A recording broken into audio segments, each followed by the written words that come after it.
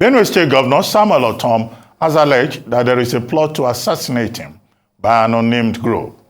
During a press conference at the government house in the capital of Makurdi, Ortom said some people are accusing him of masterminding an alleged genocide against Fulani pastoralists. He says he's been blamed for being responsible for the recent airstrike that claimed the lives of several herders in Kwatiri, a community bordering Benue and Nasarawa states. I consider this allegation and blackmail targeted at my person and the government of Benue State as part of grand conspiracy by enemies of the state to eliminate me. Since 2017, when we enacted the open grazing prohibition and ranching establishment law, I have escaped 7 assassinations attempts. Those behind the evil plots have not hidden their motive. They have made me an enemy for choosing to stand with my people and defending their rights. Our livestock guards operate within the boundaries of Benue State and not permitted by law to bear arms because we are law. Joining us now from Makurdi, Benue State, is Governor Samuel Ortom of Benue State. Thank you very much for joining us, Governor Samuel Ortom. Thank you very much, Ruben, and the other crew. Welcome to the morning show. Well, very quickly, I mean, I've read your reactions to the petition that was purportedly written against you by 52 Fulani elite, as they are described, to the president, accusing you of the various things we mentioned in the introduction. But in your response, and also in the response by your spokespersons, they've targeted just one person out of the 52, and that would be Emir Sanusi, Lamido Sanusi. He's only the one being targeted as the person, as the mastermind of the allegations against you. Why target one person out of 52 as reported? Secondly, this is a petition written to the president. Have you also considered, or have you written a counter petition to the president to explain your side of the story instead of taking the matter straight to the court of public opinion? Thank you very much, Ruben. It was just natural to single the dethroned and deposed Emir, former Emir of Kano. And the reason is very simple. He had earlier made a video clip which was circulated widely on social media. I carefully listened to it. I gave to 2 people who understand Hausa very well to interpret it to me, and they did. And they targeted me before the petition was written and signed. And I also saw that on social media. I did say it was an unknown group because they did not mention name, but he was the ringleader. If you look at the petition, he was the first person that signed. So in other words, for me, since he's leading that team, he is responsible for putting the team together. So I mentioned him specifically because he's the figurehead of that plot against me. Secondly, I've also written a petition, a counter petition to the presidency too, because it's amazing. I don't know where myself or the Benue State government is coming into this matter, something that took place in Nasarawa State. I paid a condolence visit to my colleague, the governor of Nasarawa State. And this is one of the things that I took up. Then, this petition was not made public. But the video clip I watched, former Emir of Kano, Lamido Sanusi, castigating me and profiling me against and setting me up against the Fulani nation.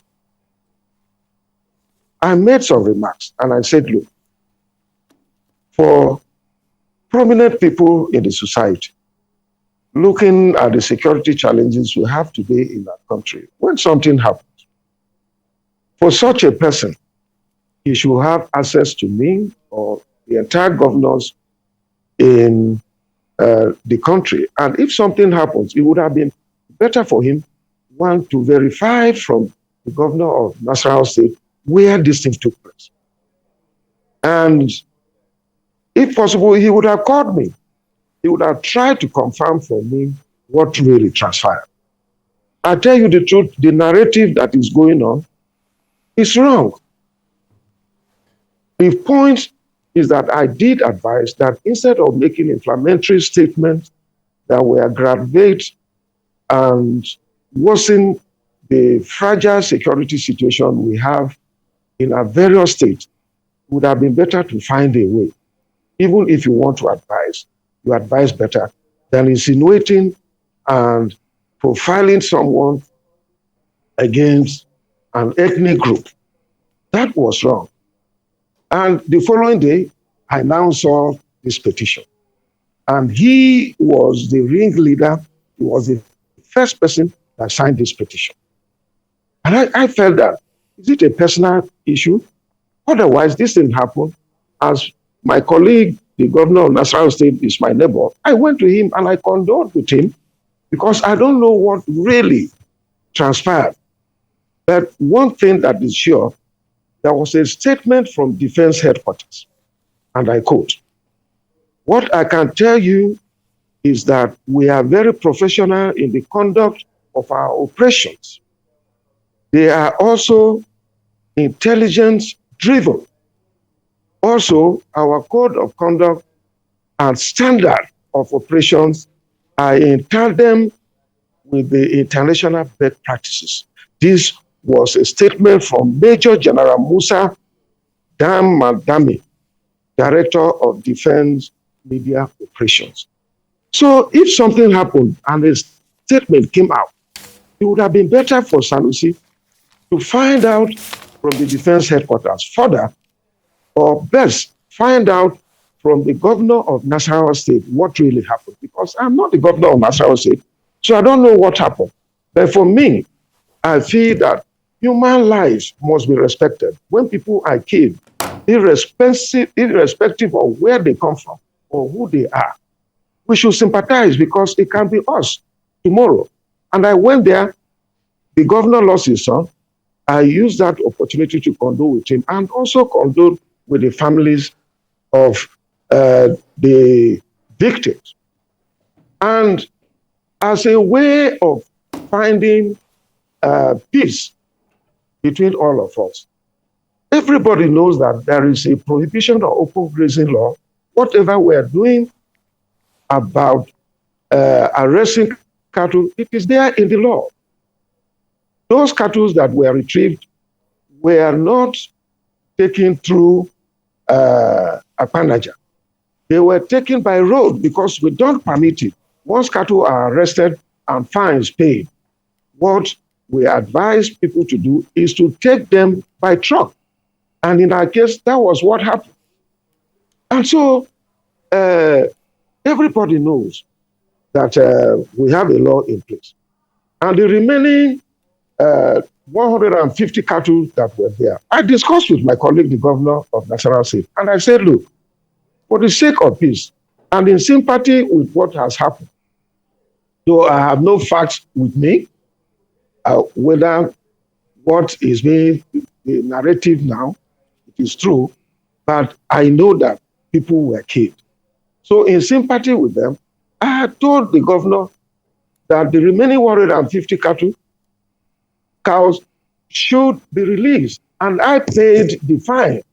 I decided on my own for the sake of peace and sympathy. I paid this. So I am surprised after Defense Headquarters have issued a statement on this matter, and it was in the public domain. All right. For Sanusi to come out and profile me was what was strange to me. So I have also written a petition. Okay, Governor Ortom. Now, two things I'd like to just have you clarify. The first is that the 14th Emir, Lamido Sanusi, has said that one of the grouses he has against you is that you haven't managed well the diversity of the people in Benue State, as perhaps your counterparts in Plateau State, Governor Lalong, has done. So in terms of your management and handling is one of the criticisms. The second part of my question is with regards to your statement around the attempts on your life 7 times since the open grazing prohibition and ranches establishment law was passed by yourself. I'd like you to expound on that, because that's a heavy statement that you have made. Thank you very much. Look, Sanusi is not from Benue State, and he cannot be part of what we do here in Benue State. He can only advise. And if it's a good advice, we can take it here. That law prohibiting open grazing was the initiative of Benue people, and I represent Benue people. I'm not the governor of Plateau State. But let me ask you, have you not heard? Have you not seen? Have we not witnessed the massacre in Plateau State where people are killed? So how do you advise me to go and join or recommend Plateau way of doing things? But, I don't want to get into that. There are complexities. There are peculiarities in all the states. I have a different state to manage. My brother, the governor of Plateau State, has a different state to manage. You know that initially when 93 people were killed, 73 people were killed, my brother came out castigating them, but he later sent a delegation to apologize to me that it was wrong for him to have done that. And since then, I have been witnessing series of killings and deaths and massacre in Plateau State. It is left for my brother to manage. I cannot go and teach him or show him how to manage the security situation in Plateau State. We can only share intelligence if we want to help each other. But for Sanusi to tell me that I should use Plateau model, as far as I know, is not better than Benue State, if not worse. If not worse. But he is managing his own things his own way. But I have to manage my own. There is no law prohibiting open grazing in Plateau State. Here there is a law prohibiting open grazing. And this went through due process. State Executive Council, it went through the House of Assembly. 4 public hearings were conducted, and all the people involved, pastoralists and all that were involved.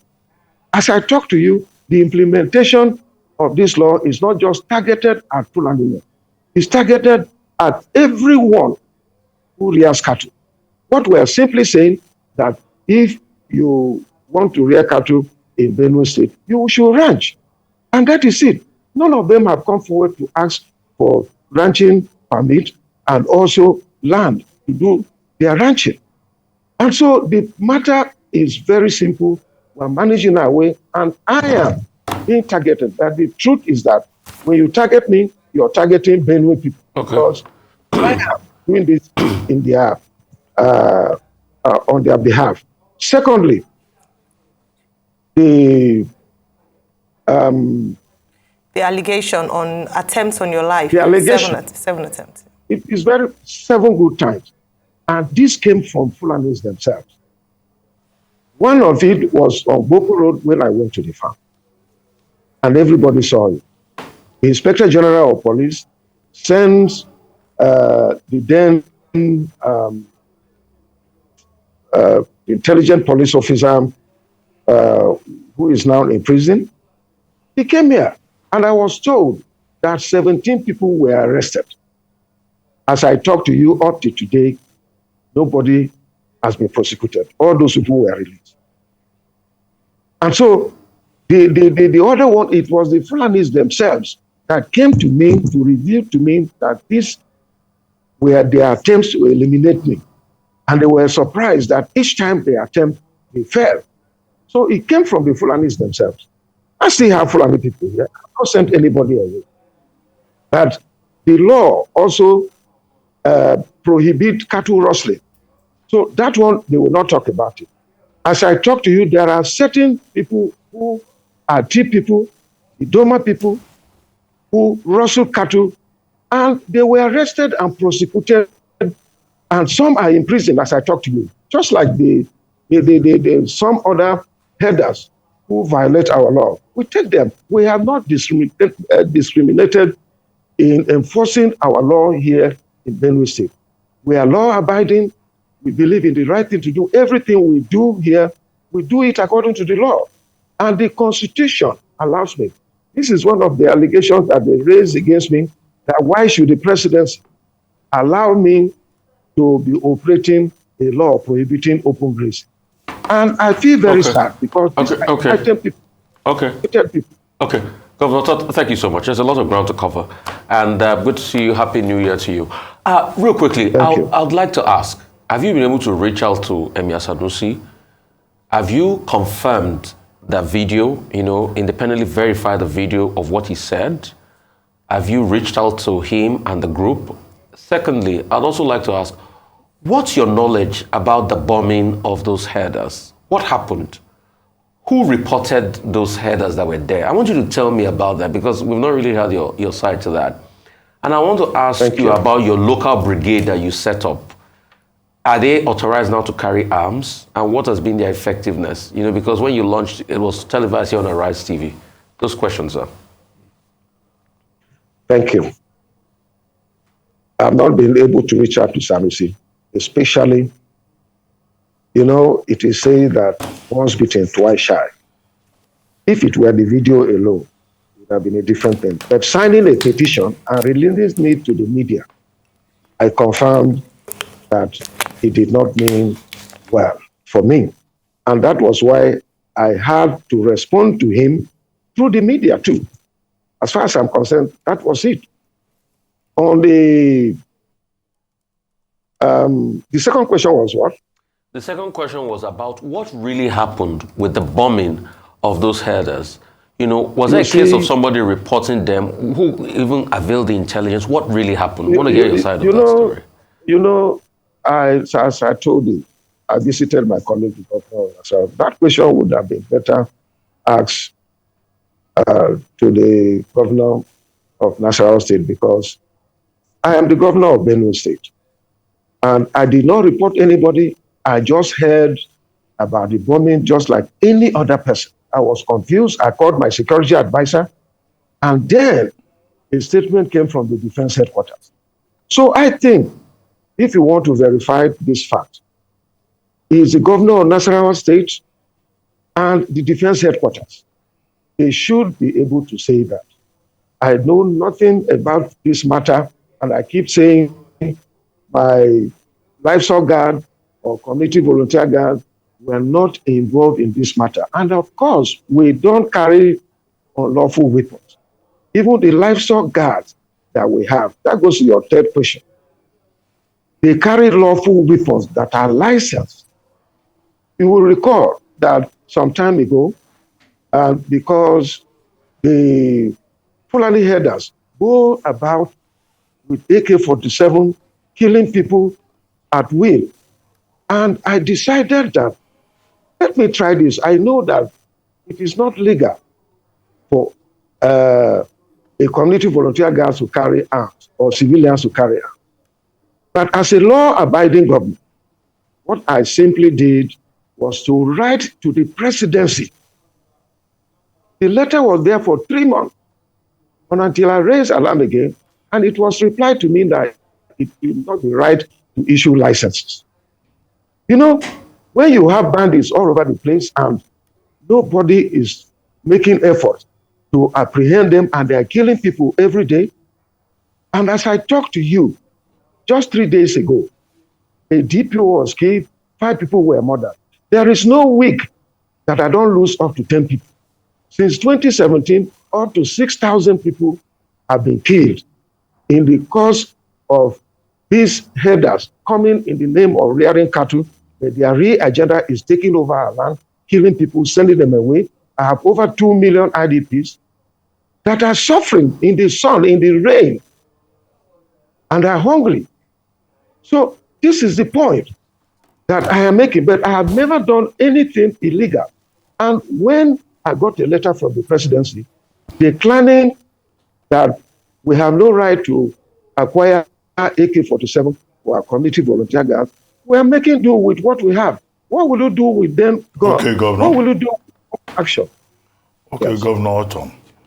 Well, there will be people watching you who will say that they are surprised, that you are surprised that 52 Fulani persons have written a petition to the President of Nigeria about you and your impressions about the Fulani ethnic stock. Because you will recall that persistently you have always blamed the Fulani for trying to take over Nigeria. On one occasion, you accused the president himself that the president is being very partial to the Fulani people to take over Nigeria. On another occasion, when you were hosting members of the G5, you also complained about the presidential candidate of the PDP. And he kicked back and he said you were profiling the Fulani as bandits and terrorists, and there was that controversy. And now I guess this petition, is a fallout of all of that.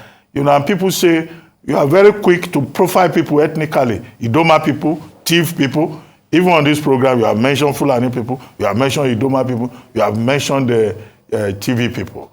Don't you think you are guilty as charged, even if nobody should seek to assassinate or eliminate anybody for expressing a point of view? Anyway, thank you very much, Ruben. How I wish you were in my shoes. And then you appreciate the challenges better. Am I the first person who have talked about profiling people or the full enemy? Have you not heard what the Sultan said sometime about banditry in Nigeria? Have you not heard what the governor of Katsina said before?